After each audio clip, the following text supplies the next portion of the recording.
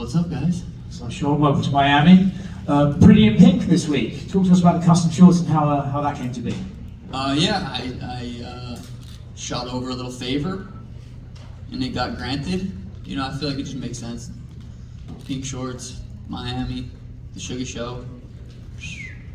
Was this fight with Chito always going to happen as your first title defense, do you think? Just with the backstory, the way the first fight went, and the dynamics between you two? I mean, ideally it was going to play out like that, but it was never guaranteed. You know, he had to go out there and do his thing. He beat Pedro, same night I knocked out Aljo, and it just, the stars aligned.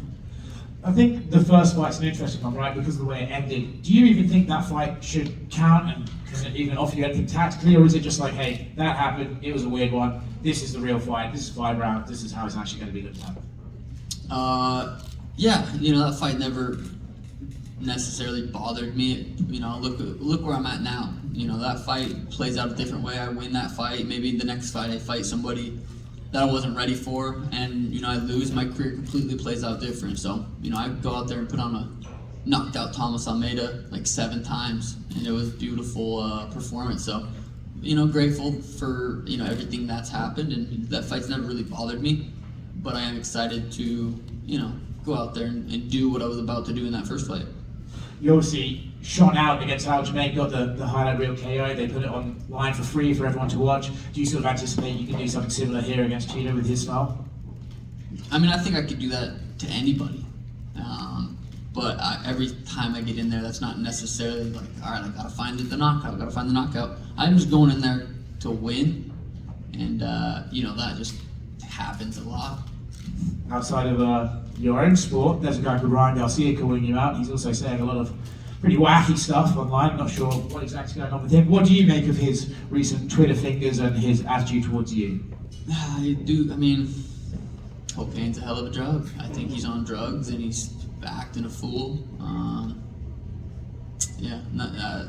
feel bad for him more than anything, you know.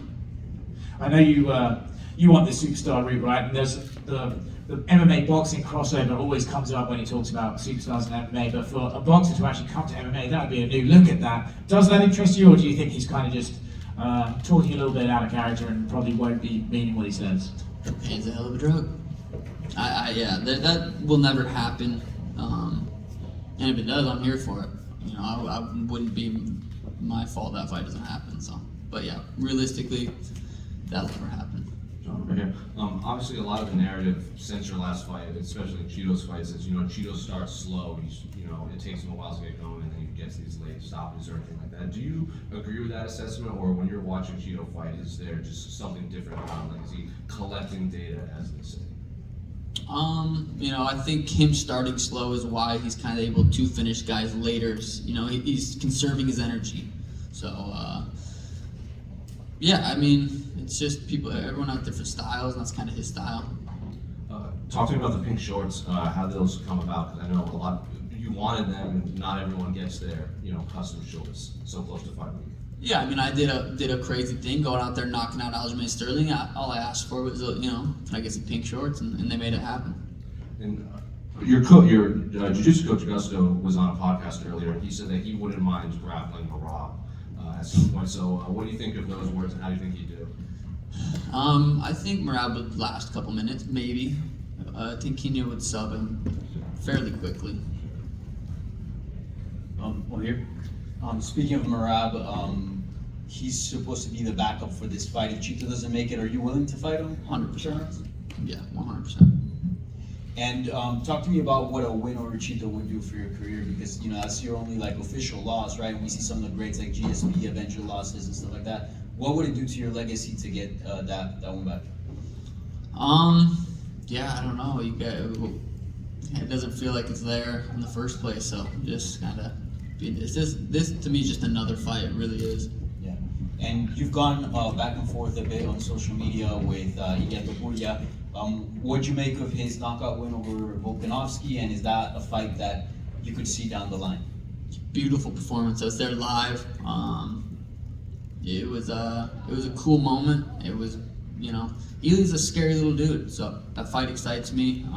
Would definitely like to get that fight eventually. Yeah. Obviously, that would involve you moving up to 145. Yeah, I would move up to 145 for that, but I'm a bantamweight, you know, for the next couple of years. So if I do that, it would be up there. Just go up there, knock them out real quick, and then head back down. Thank you. Sean over here. Now that you're about to go on to your first title defense, how do you envision your title reign going like in the UFC? Forever. I don't know. I'm just going with the flow right now. You know, I've learned firsthand when I fought Chito the first time, anything can happen. I always knew that, but nothing ever happened to me to where it, you know, it was real. Anything can happen. I'm not looking past him. You know, but for fun, you want to say, you know, what happens in the next 5-10 years? I'd love to never lose. So, but you know, just going with the flow. And last time out in Boston, the crowd was strongly in your favor. This time out here in Miami, we know there's a huge Hispanic presence. How do you think the crowd will split on Saturday night? Yeah, that's a good question. I guess we'll have to wait and find out. I think it'll be fairly even. And do you see a world where you and Chito become friends after all this is settled? You know, I'm not really running low on friends. I've got a nice tight circle, so probably, you know, if in another world, we probably would have been buds. But, you know, we're in this world. He stinks. I'm great. We're not buds. Sean right here. What did you make of Merab's performance? And I guess, do you feel like he is going to be the guy that's next for you? Yeah, and again, he had a great performance too. Henry didn't look great by any means, but Merab did what he does, and he, you know, almost gets knocked out and then wins. It was impressive. Very well could be next. I like having my options open, and but yeah, he could be. I think a lot of people think he might be one of the more difficult stylistic matchups for you in the division. Do you agree with that, or do you think maybe you don't get enough credit in the grappling department? I thought Aljamain Sterling was the hardest matchup for me in the division, and put his lights out in 2 rounds. I think Merab's definitely up there as you know, everybody in the top 10 is a challenge. No one's an easy fight. Chito's not an easy fight. So yeah, Merab's a tough fight. Chito's a tough fight. Elia's a tough fight. You know, they're all tough fights. Hi, Sean, over here. Usually when fighters refer to each other during fight week, they leave the trash talk behind. And with that said, would you share with us your honest opinion about Chito? Yeah, we talked in the DMs a little bit on Instagram. Have you guys had him up here yet? Ask him what we talked about. See what he says. Do you care to share a prediction for the fight? Sleep in this man. Sir, please. Here. Sean, you usually don't recognize Chito's style and level. However, what got your attention in the fighting he had with Rob Hunt and Dominic Cruz, what do you think you have to take care in your second fight against Chito? I think I understood that. Yeah, he you know, he gets, you know, Rob was kind of piecing him up. Chito was landing the bigger shots and doing way more damage. Dominic Cruz was piecing him up until he got kicked in the lips. So, you know, I just, he's durable. He's very, very tough. He's never been dropped. He's never been subs. Never been knocked out. So, you know, I take that away from those fights. He's just very tough. If Chito wins you this Saturday in the Kaseya Center, would you recognize the 2-0? The what? The syrup? 2-0. Oh, 2-0. No, if he were to beat me, he would beat me once. That's simple. Thank you. Sean over here, greetings from Ecuador. A lot of people in my country hate you because you put our color, our flag's color in your hair last time. Would you do it again? No, that was karma. That's why my fucking nerve got hit. God damn it! I knew I shouldn't have done that. Yeah. So, no.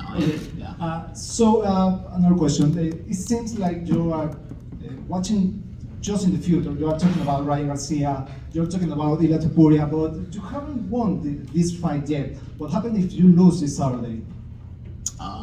Then I don't get those fights. I've been saying it all week. I don't care to talk about that stuff right now. I'm focused on Chito. If I don't go beat Chito, none of those fights happen. So I'm focused on Chito.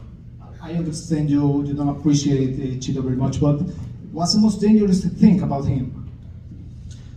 His durability. You know, he's hard to put away. If you can't put him away, you better be able to go for 25 minutes. So I'm planning on a 25-minute war. Thank you so much.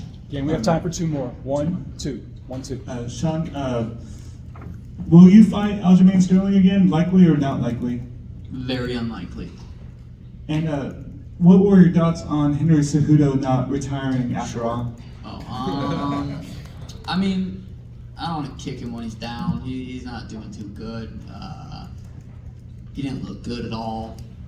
He's been this. Yeah, I don't know. I wouldn't recommend it, but yeah, it's his life to choose what he does with it. And last one for me. Do you feel like you getting the pink shorts is going to create like a catalyst for all the other champions to get shorts that they want? Possibly. I mean, I don't see why not. I don't think, it's just the color of the short. I don't think so. I think champs should get it whatever the champs want. So I think maybe start a little trend. Sean, over here. Last question. Greens from Ecuador to Sean. How do you feel having to defend your title against an opponent that really speak you, knowing that the first time you were eager? You are ready for this rematch? Yeah, I've been ready for it. Everyone after that fight said, you gotta get that rematch, you gotta get that rematch. And I said, it'll happen when it's supposed to happen. That fight will come together if it's supposed to. I never lost sleep over that fight. I never thought, gotta get that one back. That just stings me. It happened. My career's played out beautifully. Here we are. Yeah, I'm ready for the rematch. I don't know if you have talked to Chito before this fight. Oh yeah, I did. We talked to the DMs. He's a good family man. Just ask him what we talked about and see if he tells you guys.